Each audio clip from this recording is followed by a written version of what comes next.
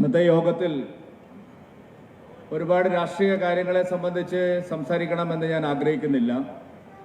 ശ്രീ തരുൺ ചുഗ്ജിയുടെ മാർഗനിർദ്ദേശം വരും ദിവസങ്ങളിൽ സംസ്ഥാനത്ത് വലിയൊരു ഒഴുക്ക് തന്നെ എല്ലാ മേഖലകളിലും പുതിയ ആൾക്കാരുമായി ഭാരതീയ ജനതാ പാർട്ടിയുടെ എല്ലാ ഘടകങ്ങളും വിപുലീകരിക്കുന്നതിൻ്റെ തിരക്കിൽ കൂടിയാണ് നമ്മളെല്ലാവരും.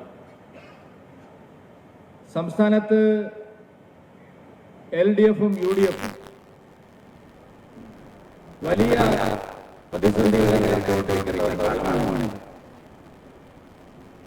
കഴിഞ്ഞ 3 ഉപതെരഞ്ഞെടുപ്പുകളിൽ LDFനും UDFനും നമ്മുടെ മാധ്യമങ്ങളും നിരീക്ഷകരും കൽപ്പിച്ച് നൽകിയതുപോലുള്ള ഒരു വിജയം ഉണ്ടായിട്ടില്ല. ചേലക്കരയിൽ ജയിക്കാനായെങ്കിലും LDFിന്റെ അടിസ്ഥാന വോട്ട് ബാങ്കിൽ വലിയ വിള്ളലാണ് ചേലക്കരയിൽ ഉണ്ടായിരിക്കുന്നത്. വലിയ പ്രതീക്ഷയുമായിട്ടാണ് ശ്രീമതി രമ്യ ഹരിദാസിനെ UDF അവിടെ ലോക്സഭാ തെരഞ്ഞെടുപ്പിലെ പരാജയത്തിന് ശേഷവും സ്ഥാനാർത്ഥിയാക്കി നിർത്തിയത്. പക്ഷെ കോൺഗ്രസിന്റെ പ്രകടനം അതിദയനീയമായിരുന്നു. പക്ഷെ കോൺഗ്രസിന് വേണ്ടി സ്ഥിരമായി വാദിച്ചുകൊണ്ടിരിക്കുന്ന നമ്മളെ മാധ്യമങ്ങൾ ആരും തന്നെ കോൺഗ്രസിന്റെ അതിദയനീയമായ പരാജയം അരനിമിഷം പോലും ചർച്ച ചെയ്യാൻ തയ്യാറായില്ല. വയനാട്ടിൽ LDFിന്റെ ദയനീയമായ പ്രകടനം, പല ബൂത്തുകളിലും LDFിനെ മറികടന്നുകൊണ്ട് ദേശീയ ജനാധിപത്യ സഖ്യം ഉജ്ജ്വലമായിട്ടുള്ള മുന്നേറ്റം നടത്തിയിട്ടും CPI തന്നെ പരസ്യമായ അതൃപ്തി രേഖപ്പെടുത്തിയിട്ടും നമ്മുടെ നിഷ്പക്ഷത നടിക്കുന്ന മലയാള മാധ്യമങ്ങളോ നിരീക്ഷകന്മാരോ വയനാട്ടിലെ തെരഞ്ഞെടുപ്പ് ഭരണത്തെ സംബന്ധിച്ച് ഒരു 5 മിനിറ്റ് പോലും കേരളത്തിൽ ചർച്ച ചെയ്തില്ല. പ്രിയങ്ക ഗാന്ധി മത്സരിച്ചിട്ടും വയനാട്ടിൽ പോളിംഗ് കുറഞ്ഞതിനെക്കുറിച്ച് കോൺഗ്രസിനെ സഹായിക്കുന്ന മാധ്യമങ്ങളോ നിരീക്ഷകരോ അതിനെക്കുറിച്ച് ഒരു അക്ഷരം പോലും ചർച്ച ചെയ്തില്ല. സംസ്ഥാനത്ത് 2 മുന്നണികളുടെയും അടിത്തറയ്ക്ക് വലിയ കോട്ടമാണ് ഉണ്ടായിക്കൊണ്ടിരിക്കുന്നത്.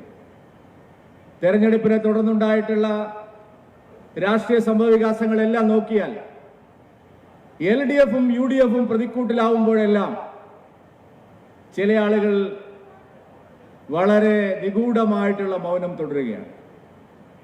സംസ്ഥാനത്ത് ക്ഷേമ പെൻഷനുകൾ ഏറ്റവും ഉയർന്ന റാങ്കിലുള്ള ഉദ്യോഗസ്ഥന്മാർ കൈക്കലാക്കുകയാണ്. ക്ഷേമ പെൻഷനുകൾ ലഭിക്കേണ്ട പാവപ്പെട്ടവർക്ക് സമയത്തിന് അത് കൊടുക്കാൻ തയ്യാറാവാത്ത സർക്കാർ ഉന്നത ഉദ്യോഗസ്ഥന്മാർക്കും അവരുടെ സിൽബന്ധികൾക്കും ക്ഷേമ പെൻഷൻ അടിച്ചു മാറ്റുന്നതിനുള്ള എല്ലാ സഹായവും ചെയ്തു കൊടുക്കുന്നു.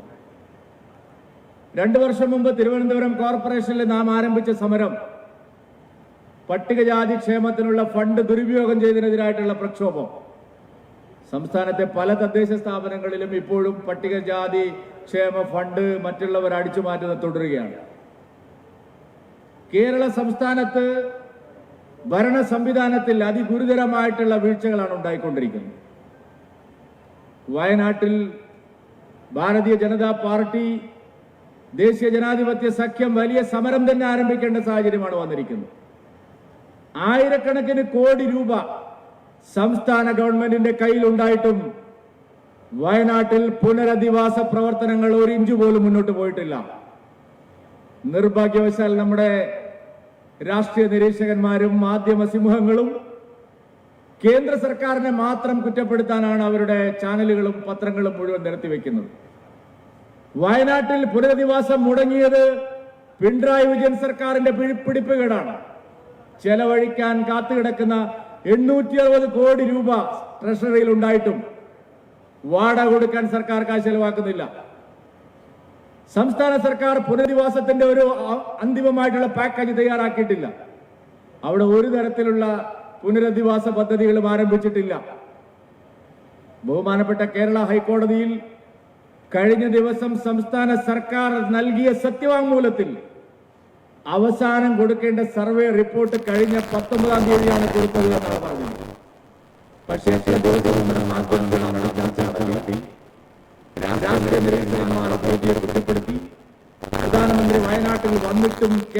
വയനാട്ടുകാരെ അവഗണിച്ചു എന്ന് ആക്ഷേപിച്ചു. എന്തായിരുന്നു സത്യം? അവിടെ ഹർത്താൽ നടന്നു ഉപതെരഞ്ഞെടുപ്പിന് മുന്നോടിയായി. എന്തിനായിരുന്നു ഹർത്താൽ? LDFും UDFും ഉത്തരം പറയേണ്ടതായിരുന്നു. കേരള ഗവൺമെന്റിന്റെ കയ്യിൽ മോദി സർക്കാർ കൊടുത്ത പണം കുമിഞ്ഞുകൂടി കിടന്നിട്ടും പുനരധിവാസം ആരംഭിക്കാത്ത നടപടി സംസ്ഥാനത്തെ ഏറ്റവും വലിയ ചർച്ചാ വിഷയമാവേണ്ടതായിരുന്നു. പക്ഷെ നിർഭാഗ്യവശാൽ നമ്മുടെ UDFനെയും LDFനെയും ഒട്ടും വേദനിപ്പിക്കരുത് എന്ന് നിശ്ചയിച്ചുറപ്പിച്ചിട്ടുള്ള നമ്മുടെ മാധ്യമങ്ങളടക്കം അവർക്ക് അനുകൂലമായ നിലപാടാണ് സ്വീകരിച്ചത്. ഭാരതീയ ജനതാ പാർട്ടി വയനാട് ജില്ലയിൽ പുനരധിവാസ പ്രവർത്തനങ്ങൾ ശക്തിപ്പെടുത്തണം, ആരംഭിക്കണം എന്നാവശ്യപ്പെട്ടുകൊണ്ടുള്ള വലിയ സമരത്തിന് നേതൃത്വം കൊടുക്കണമെന്നാണ് ആലോചിക്കുന്നത്. ഇന്നത്തെ യോഗത്തിൽ ആ വിഷയം ഒരു പ്രധാന ചർച്ചാ വിഷയമായി ഉയർത്തിക്കൊണ്ടുവരണമെന്നാണ് ഞങ്ങൾ ആഗ്രഹിക്കുന്നത്. കേരളത്തെ ജനങ്ങളെ ആകെ പിടിച്ചുകുലുക്കിയ മറ്റൊരു സംഭവമായിരുന്നു വഖഫ് ബോർഡിന്റെ അധിനിവേശം. വളരെ ആസൂത്രിതമായി പിണറായി വിജയൻ സർക്കാർ അത് കേവലം മുനമ്പത്തെ ഒരു വിഷയമായി ചുരുക്കി ഒരു ജുഡീഷ്യൽ കമ്മീഷനെ നിയമിച്ച് ആ പ്രശ്നത്തിൽ നിന്ന് ഒളിച്ചോടാനാണ് കേരള സർക്കാർ തയ്യാറായത്. അതിനരു നിൽക്കുന്ന സമീപനമാണ്, അതിനെ വെള്ളപൂശുന്ന സമീപനമാണ് കേരളത്തിലെ പ്രതിപക്ഷ നേതാവും പ്രതിപക്ഷവും സ്വീകരിച്ചത്. കുഞ്ഞാലിക്കുട്ടിയും ലീഗുകാരും തെരഞ്ഞെടുപ്പിന്റെ തലേ ദിവസം മുനമ്പത്തെ കൂടുകയും ചർച്ച നടത്തുകയും ഒക്കെ ചെയ്ത് അവസാനം മുഖ്യമന്ത്രി അവലോകന യോഗം വിളിച്ച് മുനമ്പത്തെ ജുഡീഷ്യൽ കമ്മീഷനെ വെച്ചിരിക്കുന്നു. മിസ്റ്റർ പിണറായി വിജയൻ, വഖഫിന്റെ അധിനിവേശം ഒരു മുനമ്പത്ത് മാത്രമുള്ളതല്ല, കേരളത്തിൽ നൂറുകണക്കിന് സ്ഥലങ്ങളിലുള്ളതാണ്. നിങ്ങളുടെ ജുഡീഷ്യൽ കമ്മീഷൻ ഇവിടെയെല്ലാം ബാധകമാണോ? മുനമ്പത്തെ 600ഓളം കുടുംബങ്ങളെ മാത്രം ബാധിക്കുന്ന ജുഡീഷ്യൽ കമ്മീഷനാണോ? അതല്ല ചെല്ലാനത്തെയും മാനന്തവാടിയിലെയും ചാവക്കാട്ടെയും കൽപ്പാത്തിയിലെയും നൂറണിയിലെയും അടക്കം കേരളത്തിൽ വഖഫ് ഭീഷണി നേരിടുന്ന മറ്റിടങ്ങളിലെ നിരപരാധികളുടെ പ്രശ്നങ്ങൾ ഈ ജുഡീഷ്യൽ കമ്മീഷൻ കണക്കിലെടുക്കുമോ? നിങ്ങളുടെ ടേംസ് ഓഫ് റെഫറൻസ് എന്താണ്? മുനമ്പത്ത് മാത്രമുള്ളതാണോ? വഖഫിന്റെ ഭീഷണി മുനമ്പത്ത് മാത്രമുള്ളതാക്കി ഒതുക്കി തീർക്കാനുള്ള LDFന്റെയും UDFന്റെയും തീരുമാനം ദേശീയ ജനാധിപത്യ സഖ്യം അംഗീകരിക്കില്ല, ഭാരതീയ ജനതാ പാർട്ടി അംഗീകരിക്കില്ല. നിങ്ങളെ കൊണ്ട് കണക്ക് ഞങ്ങൾ പറയിപ്പിക്കും. ഇനി വരുന്ന ദിവസങ്ങൾ വഖഫ് ഭീഷണിക്കെതിരായിട്ടുള്ള വ്യാപകമായ സമരങ്ങൾ, പ്രതിഷേധങ്ങൾ കേരളത്തിൽ ആരംഭിക്കുകയാണ്. നിയമസഭാ സമ്മേളനം ആരംഭിക്കാനിരിക്കുകയാണല്ലോ. നിങ്ങളെ വെറുതെ വിടാൻ ഉദ്ദേശമില്ല. നിയമസഭയിൽ നിങ്ങൾ പാസാക്കിയ ഐകകണ്ഠേനയുള്ള പ്രമേയം നിങ്ങൾ പിൻവലിക്കണം. മുനമ്പത്ത് കുടിയിറക്കപ്പെടുന്നവരോടൊപ്പമാണ് നിങ്ങൾ നിലകൊള്ളുന്നതെങ്കിൽ ഐകകണ്ഠേനയുള്ള പ്രമേയം നിങ്ങൾ പിൻവലിക്കണം.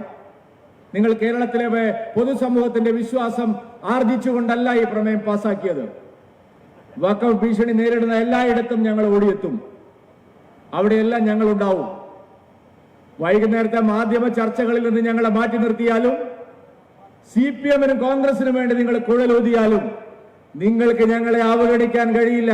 കേരളത്തിൽ വഖഫ് ഭീഷണി നേരിടുന്ന എല്ലായിടത്തും ഭാരതീയ ജനതാ പാർട്ടിയുടെ സാന്നിധ്യം ഉണ്ടാകും, സമരങ്ങൾ ഉണ്ടാവും. ഏറ്റവും രൂക്ഷമായിട്ടുള്ള പ്രക്ഷോഭങ്ങൾ വരും ദിവസങ്ങളിൽ കേരളത്തിൽ ഉണ്ടാവും.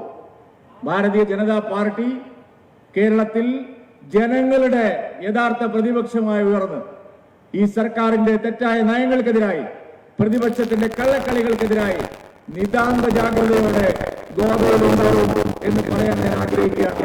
ഞങ്ങൾ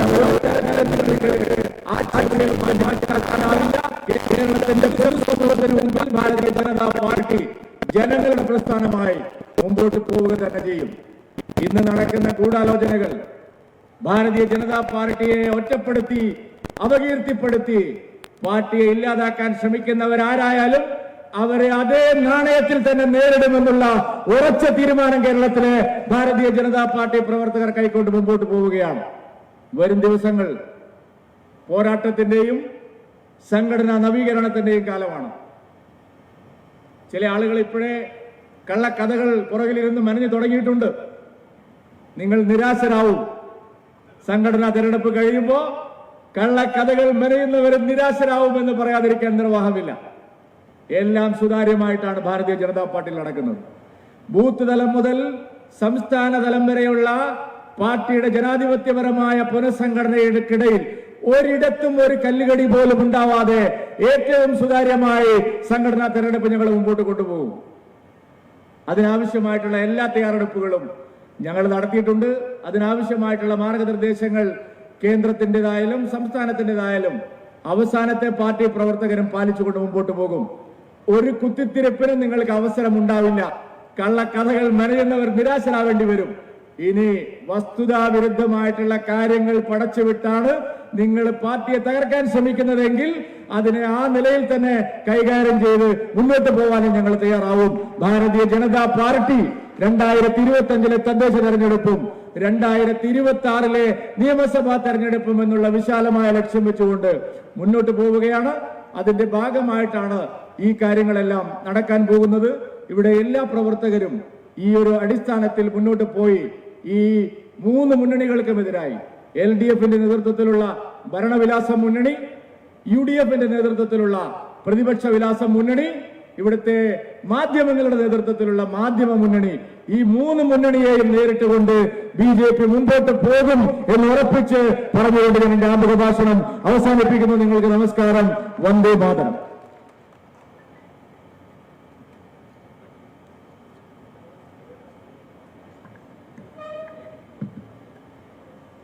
നന്ദി ശ്രീ സുരേന്ദ്രൻജി. ഈ സംഘടനാ പർവ്വത്ത് ഔദ്യോഗികമായി ഉദ്ഘാടനം ചെയ്ത് സംസാരിക്കുന്നതിന് വേണ്ടി ഭാരതീയ ജനതാ പാർട്ടിയുടെ അഖിലേന്ത്യാ ജനറൽ സെക്രട്ടറി ശ്രീ തരുൺ ചൂജിയെ ആദരപൂർവ്വം ക്ഷണിക്കുന്നു. എല്ലാ മാധ്യമ സുഹൃത്തുക്കൾക്കും പ്രത്യേക നന്ദി. ചായ കൊടുക്കാനുള്ള ഏർപ്പാടാണ്.